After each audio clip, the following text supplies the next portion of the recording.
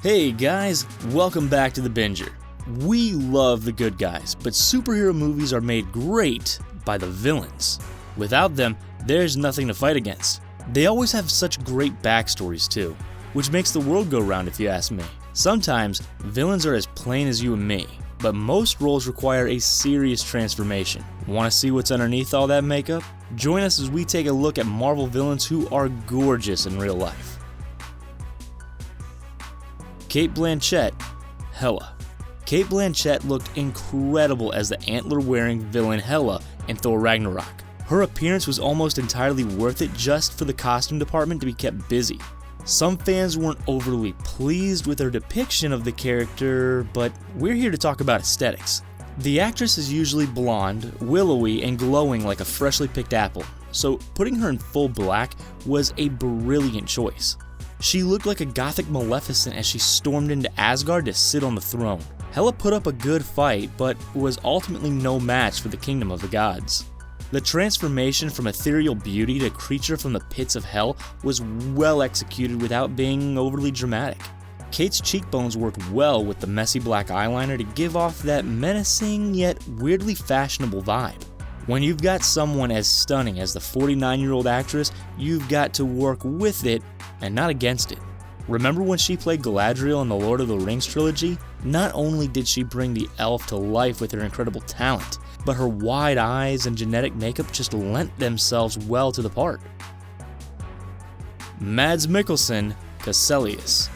This actor has it all.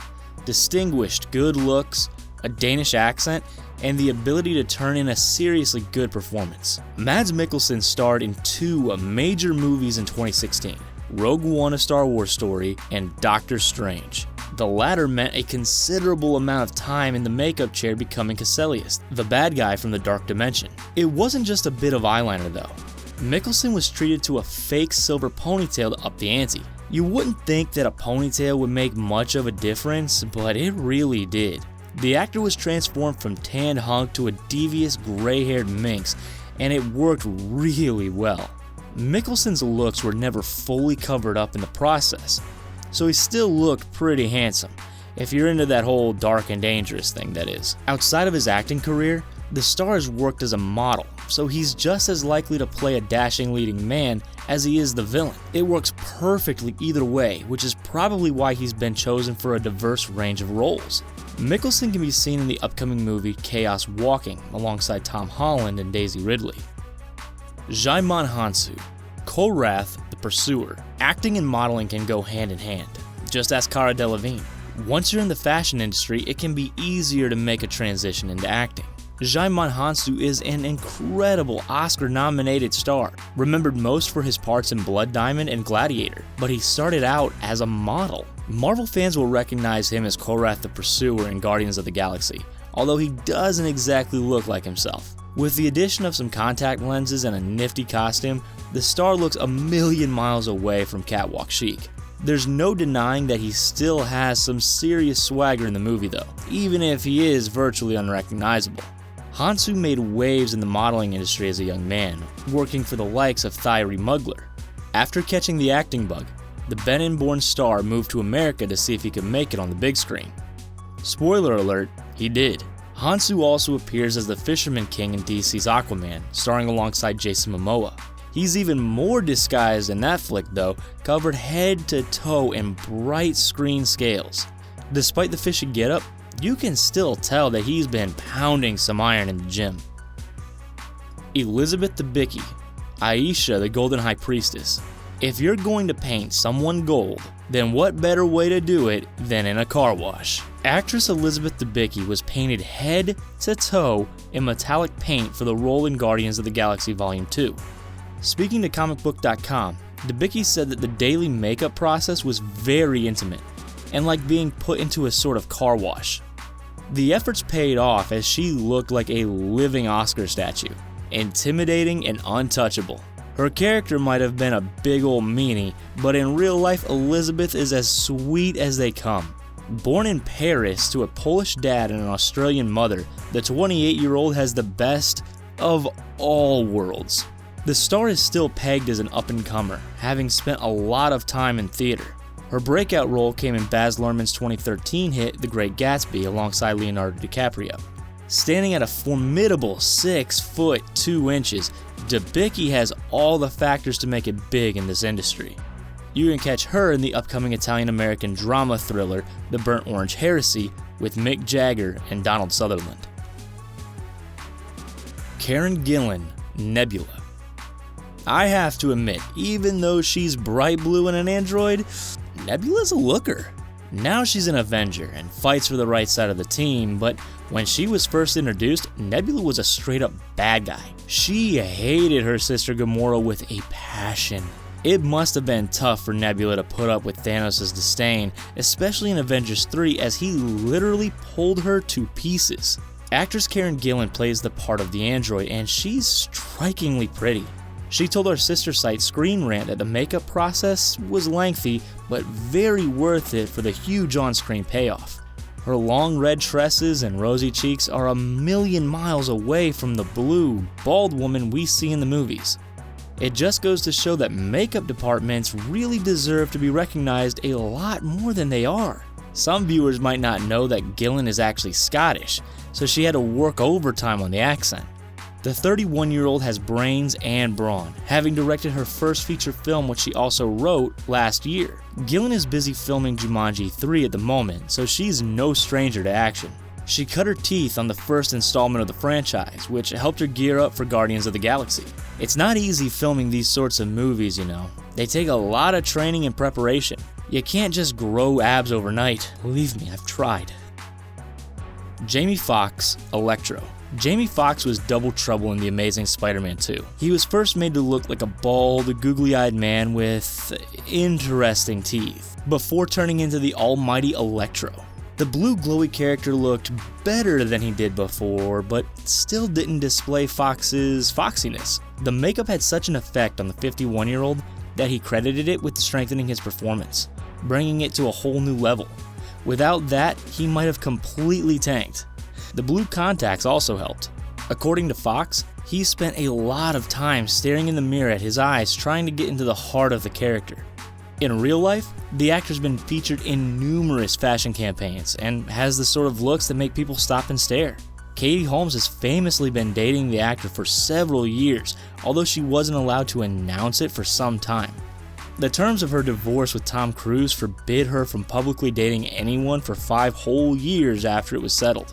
Now that they're out of the closet, so to speak, the pair have been spotted out together several times. They say that beautiful attracts beautiful, don't they? They're not wrong. Josh Brolin, Thanos.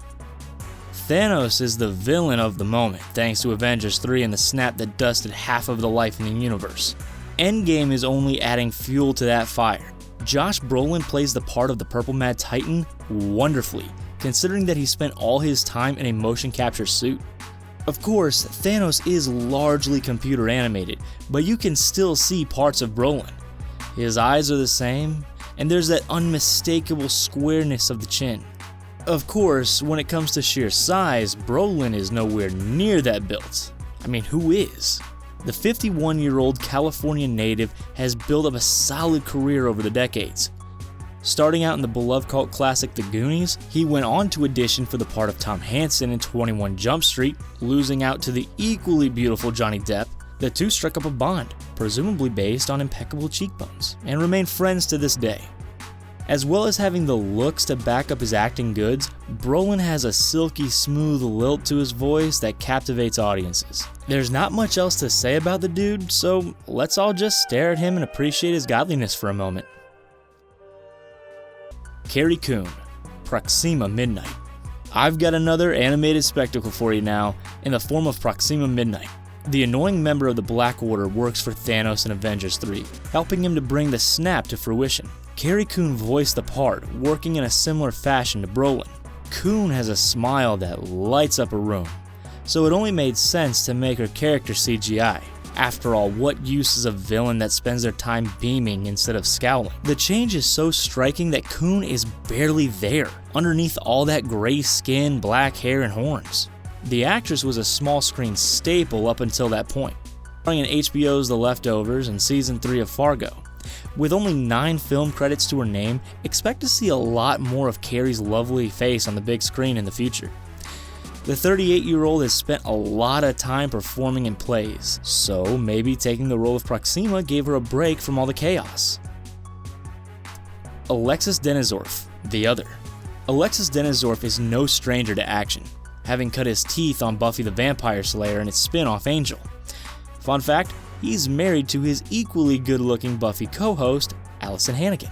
Fans might not have even realized it, but Denisov appeared in The Avengers and in Guardians of the Galaxy as the Other. Thanos' servant was so weird-looking that it was hard to even see his features properly. All the layers of latex and blue makeup and a wire mask probably took an absolute age to put on every day.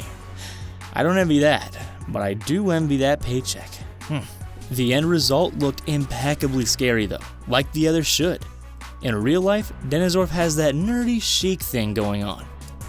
Remember in Captain America Winter Soldier when Cap tries to go incognito in a hat and glasses but still looks like a snack? That's basically Denisov all day, every day. This dude won the genetic lottery. The Emmy-nominated star recently appeared in The Chilling Adventures of Sabrina for a short story arc. Posing as the fiancé of Miss Boardwell, he was supposed to be geeky and square, but he still looked tall, dark, and handsome. Ryan Reynolds, Juggernaut. It's a well-known fact that Ryan Reynolds is a fine specimen of a man. His wife Blake Lively will tell you that. Together, the pair make a blindingly attractive couple. Seriously, they obviously did something right in a previous life, I'm telling you. Reynolds could have been a contender for Captain America, but instead he ended up as everyone's favorite sarcastic superhero, Deadpool. And I wouldn't have it any other way. It's just interesting that someone that good-looking would take on a part of a severely burned man. He also voiced one of Deadpool's enemies, Juggernaut. Reynolds put on the motion capture gear for the role, which only came about as a matter of convenience according to the director. They just couldn't be bothered to go through the whole casting call for the part, when they had a willing actor right there in front of them. Ryan gladly did his thing and the production team took care of the rest, distorting his voice and messing up his face with those newfangled computers. It truly is amazing what they can do nowadays, isn't it? Cast your minds back just a couple of decades and it was all rubbery prosthetics. Ugh. Did you know that all that beautiful was lurking underneath all that, ugh. I'll be honest, some of those caught me off guard. Think you have an evil stunner? Drop it in the comments. Before you go, do me a favor and give this video a big thumbs up. Make sure you hit that subscribe button too, that way you don't miss any great content. Until next time guys, thanks for watching, and I'll see you in the next video.